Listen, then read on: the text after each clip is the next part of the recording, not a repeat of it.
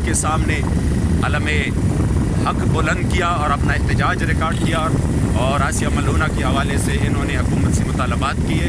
میں سلام پیش کرتا ہوں جوانوں کے جذبے کو اور کارکنان کے جذبے کو۔ پورے خیبر پختونخوا نے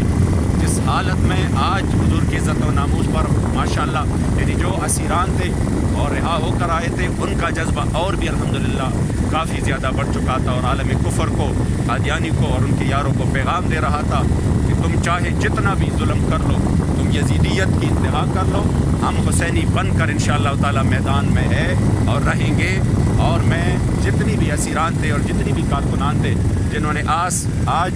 اس